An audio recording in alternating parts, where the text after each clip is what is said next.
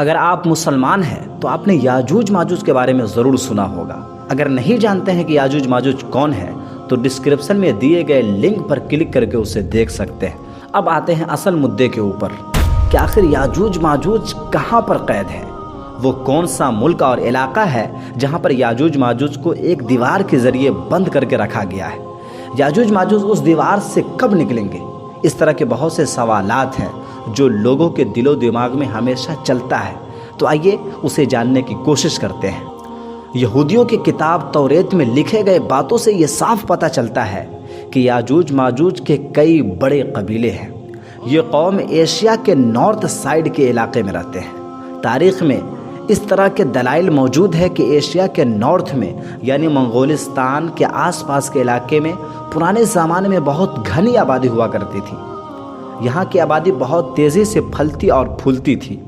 یہی وجہ ہے کہ ریسرچر نے یہ انومان لگایا ہے کہ ہو نہ ہو یاجوج ماجوج کا علاقہ یہی ہے۔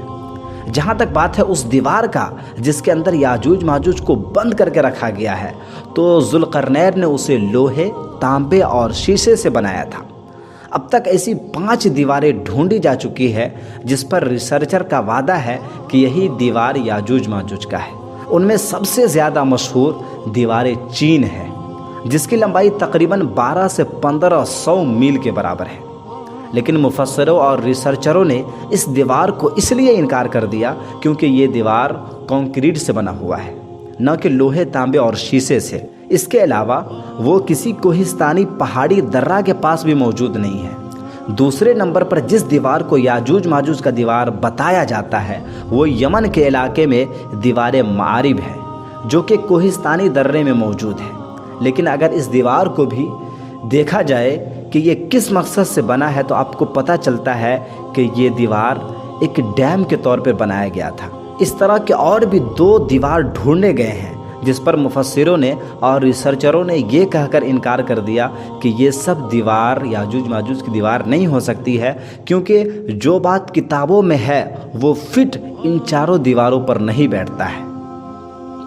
5ویں نمبر پر جو دیوار ہے اسی پر اکثر علماء و محققین نے اتفاق کیا ہے کہ شاید یہی دیوار ذوالقرنین ہے۔ ریسرچر کے مطابق یہ دیوار سرزمین قفقاز میں موجود ہے، جسے انگلش میں کوکیسس بھی کہتے ہیں۔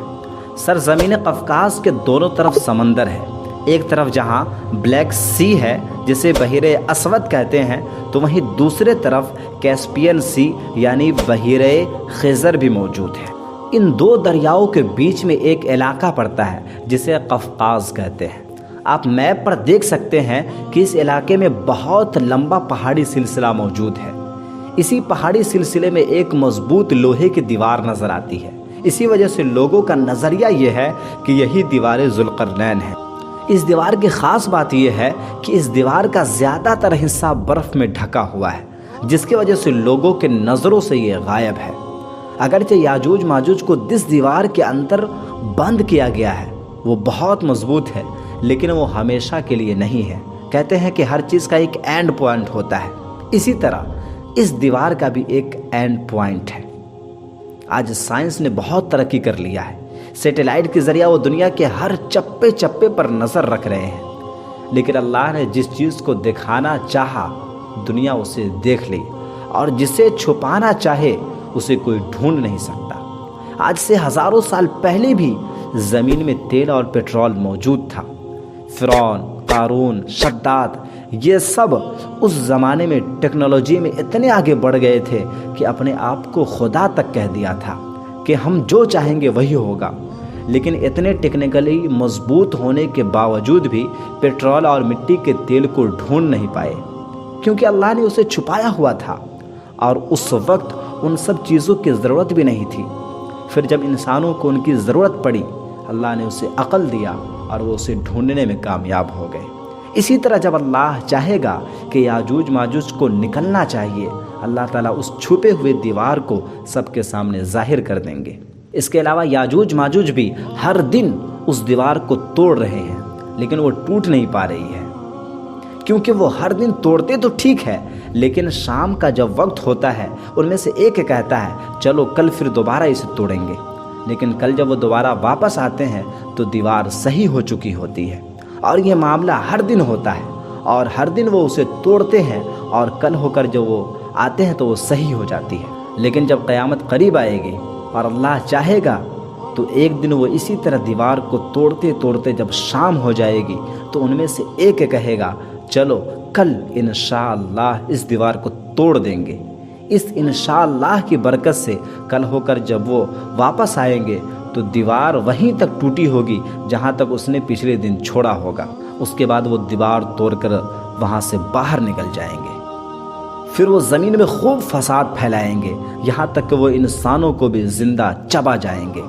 یاجوج ماجوج حضرت عیسیٰ علیہ السلام کے بعد دنیا میں آئیں گے۔ یاجوج ماجوج کے نکلنے سے پہلے حضرت عیسیٰ علیہ السلام مسلمانوں کو لے کر اللہ کے حکم سے کوہ طور جو کہ ایک پہاڑ ہے اس پر چڑھ جائیں گے، کیونکہ یاجوج ماجوج کا مقابلہ کرنا کسی کے بس کی بات نہیں ہوگی۔ آج دنیا کے ہر دیش کے پاس ایک سے ایک بھاری ہتھیار موجود ہے، لیکن یہ بھی اس کا کچھ نقصان نہیں کر پائے گی، کیونکہ اس کی تعداد انسانوں سے بھی زیادہ ہے۔ وہ پوری دنیا میں پھیل جائیں گے۔ کہاں کہاں تم ایٹم بم مارو گے؟ پھر نیک لوگ حضرت عیسیٰ علیہ السلام سے درخواست کریں گے کہ آپ یاجوج ماجوج کے لیے بد دعا کر دیجئے۔ اللہ تبارک و تعالی حضرت عیسیٰ کی دعا قبول کر لیں گے۔ پھر اللہ تعالیٰ یاجوج ماجوج کے گردنوں میں وائرس یعنی ایک کیڑا کو پیدا کر دیں گے جو بعد میں پھوڑا بن جائے گا، اور پھر اس کے پھٹنے سے یہ سب کے سب ہلاک و برباد ہو جائیں گے اور سب کے سب مر جائیں گے۔ ہر طرف ان کی لاشیں ہی لاشیں پڑی ہوگی، ان کی لاش اتنی ہوگی کہ زمین کا 1 فٹ بھی خالی نہ ہوگا۔ ان کی لاشوں سے ہر طرف بدبو پھیل جائے گی۔ پھر اللہ تعالیٰ اونٹ کے جیسے لمبے گردن والے چڑیا کو بھیجیں گے جو ان کی لاشوں کو اٹھا کر اللہ جہاں چاہے گا پھینک دیں گے۔ پھر آسمان سے بارش ہوگی جس سے پوری روئے زمین پھر سے صاف شفاف ہو جائے گی اور ہر طرف ہریالی اور خوشحالی پھیل جائے گی۔